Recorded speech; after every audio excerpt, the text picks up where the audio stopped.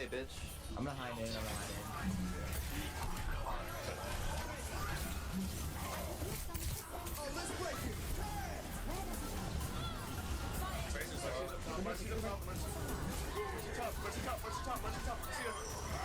Yeah, found the Mercy.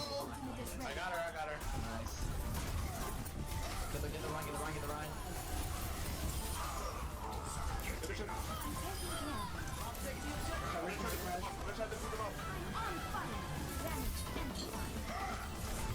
Good job, guys. What? You thought I was done? Previously, I covered the stated reasons for the rework as outlined in the developer update that introduced it. One of the two stated reasons was the use of a tactic known as hide and res, and I spent a significant portion of the last video describing why said tactic was flaming garbage and that the idea of addressing it was an idea surpassed in stupidity only by the tactic itself. What I didn't show, however, was that the tactic was or was not common. Why is this important? It's rather simple. If an event is common, it makes sense to balance the game with consideration of that event. If the event is both abundant and problematic, it makes sense to address the event and modify its sources accordingly. It does not make sense to address a problematic event that is exceedingly rare proportional to the population, as the impact that problematic event has on overall gameplay is negligible. If the event is self-resolving on top of that, like hide and res was, as established in the previous video, then it makes even less sense to address it. Of course, there is no denying that hide and res did exist. I'm sure you could find plenty of examples of people genuinely employing a tactic with a quick search on YouTube. The purpose of this video is not to pretend that it never existed. That argument would be futile and indefensible. What I am going to address in this video is the trap people often fall into when they search hide and res and find exactly what they are looking for. How dangerous do you think sharks are? In 2008, there were a total of 59 shark attacks globally. Sounds problematic, right? How dangerous do you think your bathroom is?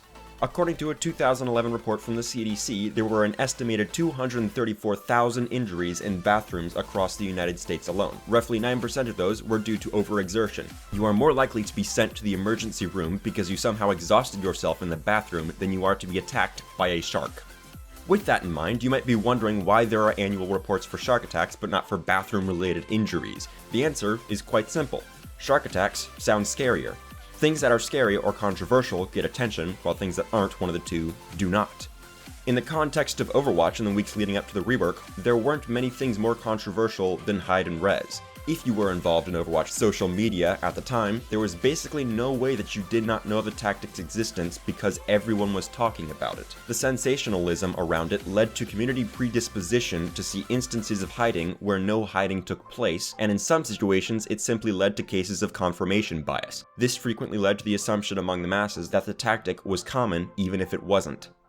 I went through my old Mercy montages looking for any hidden clips of this supposedly abundant tactic. Unfortunately, the source recordings for these videos were deleted a long time ago to make room for more recent Overwatch clips, and eventually clips from a better game, so what's on YouTube is basically all I have to work with for pre-rework video clips. That said, I was able to uncover the clip you see on screen right now. The first thing that you might be wondering is, okay, what are you doing on the high ground, Titanium? To which my response is what anyone who has any sense of basic positioning would say. The high ground is an advantageous position that makes it harder for the enemy to hit you. And yes, I actually can heal my teammates from up here, and as you can see from the UI, I was right up until my target died. If I were to move just a little bit further to the right, I would be able to heal several other allies, including my team's Reinhardt. Instead of doing that, I suddenly stopped moving to the right and looked to the left, away from all of my teammates.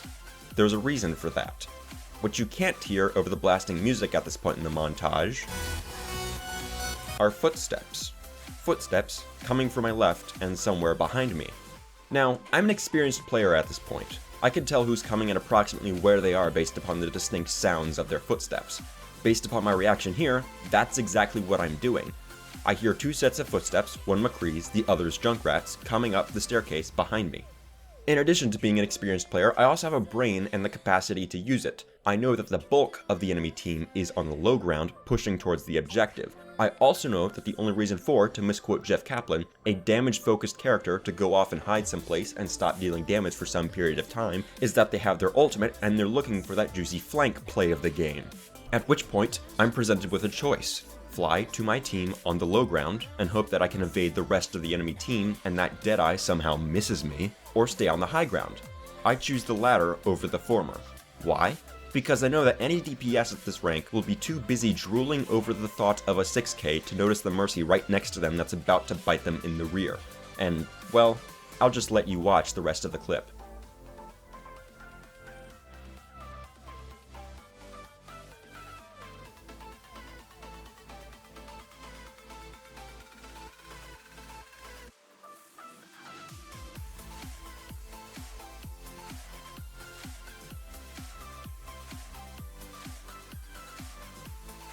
Yeah, I know some people are still going to see this 3-second period in Shriek, Hide, and Res, but if I were playing Ana or Zenyatta, this scenario would have played out almost identically, replacing the use of Resurrect with a Sleep Dart or Orb Volley on the McCree right here.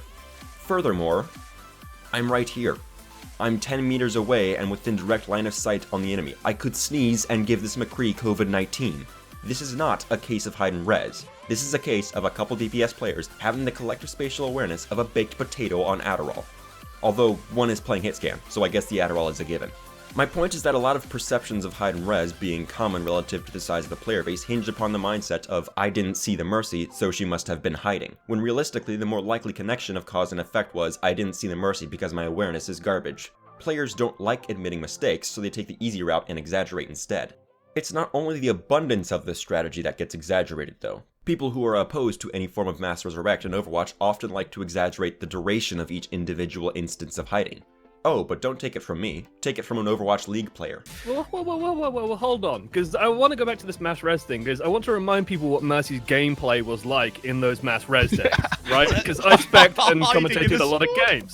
Yeah, and the gameplay was literally hiding around corners and hiding in the friggin' spawn. So be careful what you wish for, because you're already complaining about being a little bit bored. Well, imagine just playing hide and go seek for about 40 seconds until everybody dies, and then you get your fun moment, but just be careful with that one. That was Cruz, a support player for Paris Eternal at the time, and because I know just how much everyone loves to take the word of professional players as gospel, I'm going to take that assertion and run with it. 40 seconds of hiding is our starting point. I'll be generous and pretend that basically nothing is happening for the first 20 seconds of that, the following 10 seconds are spent poking, and only the last 10 seconds are left to the actual teamfight prior to the resurrection.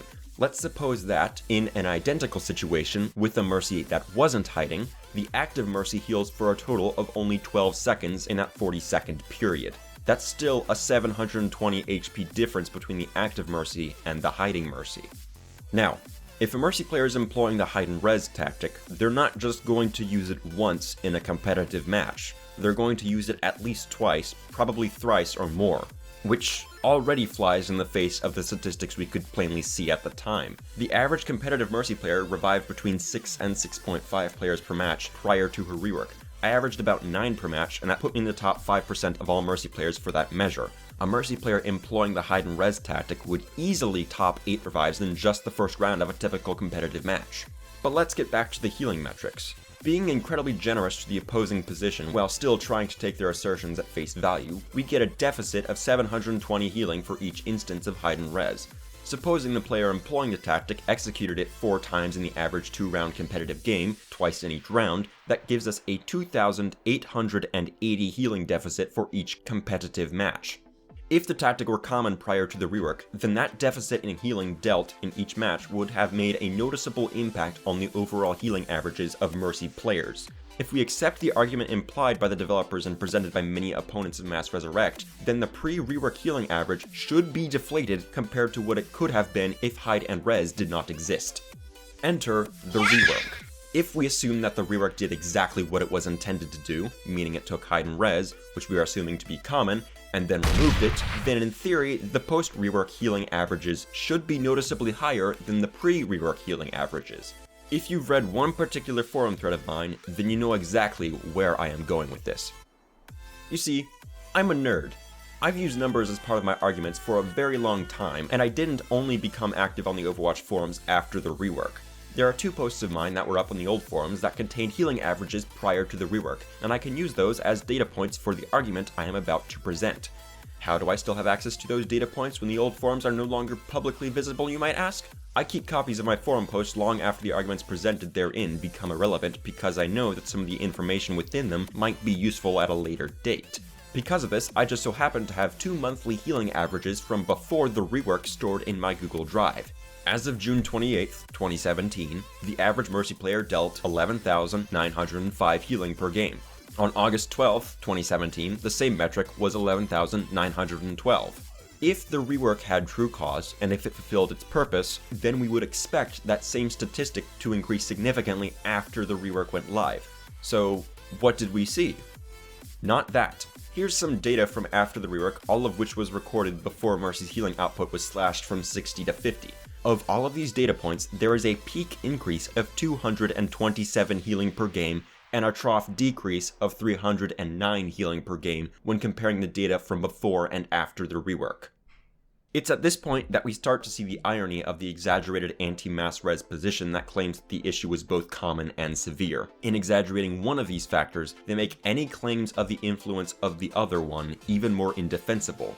If hidden res was both common and severe, then a large portion of the population would be contributing significantly lower healing statistics, which would drive the pre-rework Mercy healing average way down relative to the post-rework average, a situation that is simply incompatible with what we know to be true. In order to satisfy the conditions we know to be true while also trying to appease the anti-mass res position, the frequency of the tactic and its healing deviation from the norm must be moderated by one another.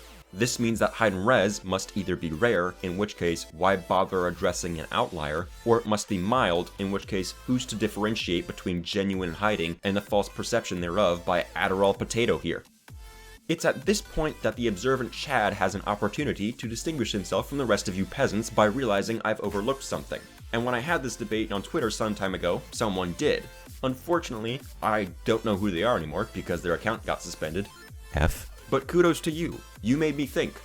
Anyway, this person pointed out that between the pre-rework and post-rework data points I presented, the developers made some changes to control maps in competitive play. This was true and a completely valid point. The changes reduced the number of points required to win from 3, or best 3 out of 5, to 2, or best 2 out of 3. This reduced the time spent in-game on control maps, and even though Mercy seemed to be used much less often on those maps than on others, this change would still reduce her competitive healing averages. Yeah, I'm not satisfied with the vague characterization of reduce, so I did what any arrogant dork with a copious amount of spare time would do. I calculated just how much of a difference it made. If you don't like math, skip ahead to the time displayed on the screen right now. Time for some math. For all of the data points except for the February and March ones, there were 4 control maps and 14 non-control maps. Before then, it was 4 to 13, but I'm too lazy to do the math twice, much less making you suffer through it, so we're going with the period that contains the most data points. If I were to queue for one competitive match during this time period, the probability of my game taking place on a control map is 4 out of 18. For the sake of simplicity, we'll just pretend that Mercy's pick rate on control maps is identical to her pick rate on every other map type. Also, for the sake of simplicity, we're going to establish the incredibly intuitive assumption that less time spent in a match directly results in less healing done over the course of that match. The longest possible duration of competitive games on control maps was reduced from 5 rounds to 3 rounds, which is a reduction by 2/5. Likewise, the shortest possible duration of competitive games on control maps was reduced from 3 rounds to 2 rounds, which is a reduction by 1/3. If we use those duration reductions to create a range while factoring in the expected frequency of control maps, we can determine approximately how much Mercy's post-rework healing averages were deflated by these changes. We can simply multiply the expected frequency by the 2 expected reductions to get an interval percentage of the deflation we would expect. That yields us a reduction between 7.4 and 8.9%.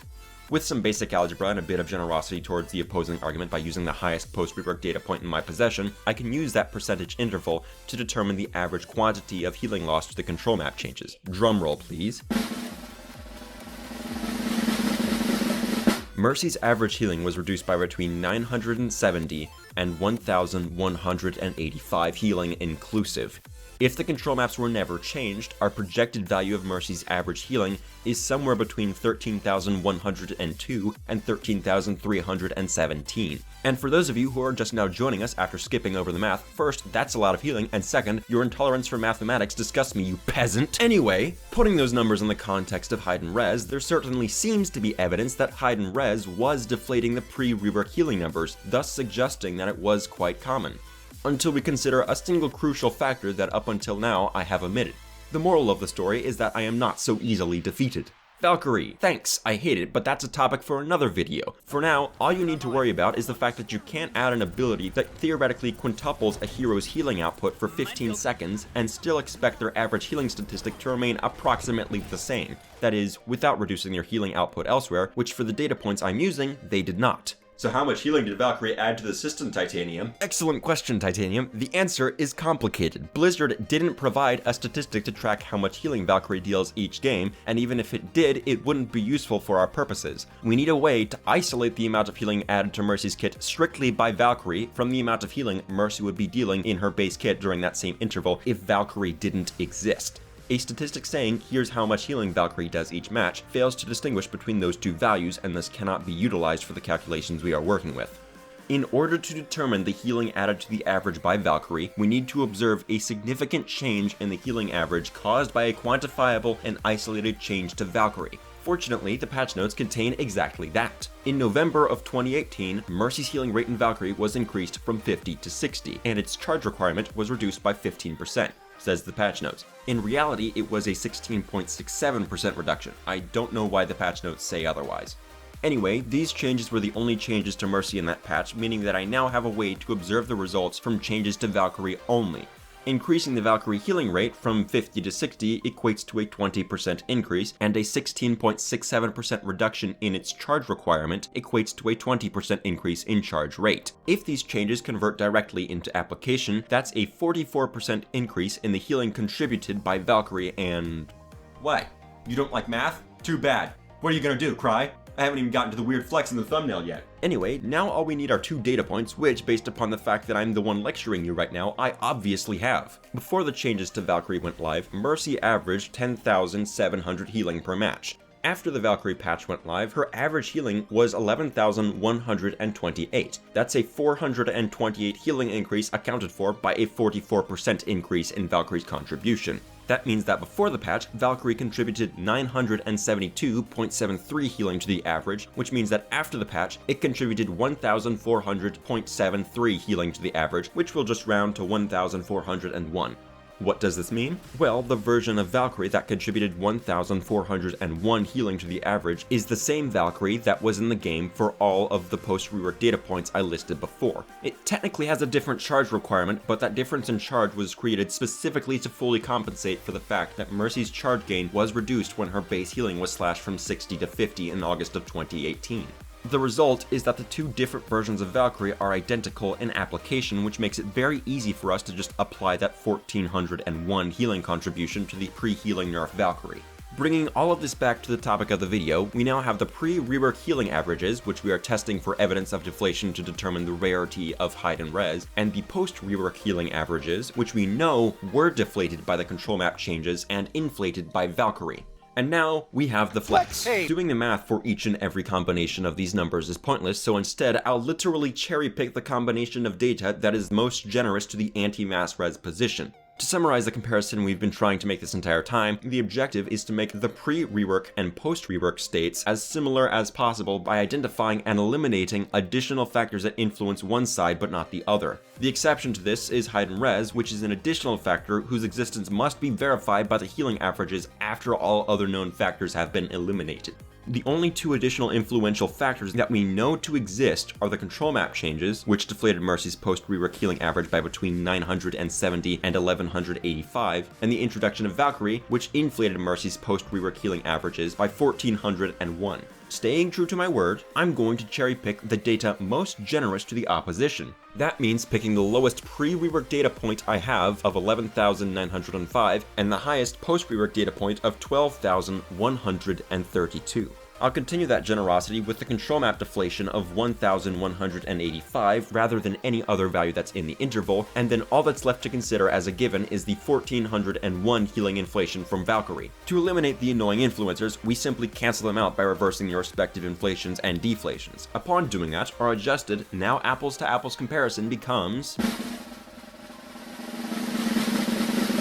11,905 healing per match pre-rework versus 11,916 healing per match post-rework. Yeah, that's less than 1/10 of the variation I have personally observed from that same metric in less than a month for seemingly no reason. And again, all of this is being incredibly generous to the opposition. We have a difference of 11 healing per match. To put that in context, let's go back to what Cruz said. 40 seconds of hiding, before we made the outrageously generous estimate that those 40 seconds of hiding only resulted in 12 seconds of healing lost. Let's use that again, but this time we'll just ignore the fact that anyone employing hide and res will execute it at least twice in any given match. 40 seconds of hiding, somehow only translating to 12 seconds of missed healing once in a match. Basically, we're taking the qualifications of what hide and res is and lowering the bar all the way to the floor. Cool. How many people are doing this? About 1.5% of all Mercy players. If I were to toss all generosity out the window, well, we would have a deficit of about 500 healing, rather than a surplus of 11, but in this specific case, I would say that the typical hiding Mercy missed out on at least 30 seconds of healing each match. How low does that drop us? 0.6% of Mercy players. And that, my friends, is the Mercy Rework. A fiasco of colossal scale to address 0.6% of the Mercy player base. Hi, now that I'm a few videos into the series, and now that you have inevitably decided whether or not you love me or hate me, I have a Discord server. You should check it out. I don't care what you think of me, just obey the damn rules. Invite in the description below. Bye!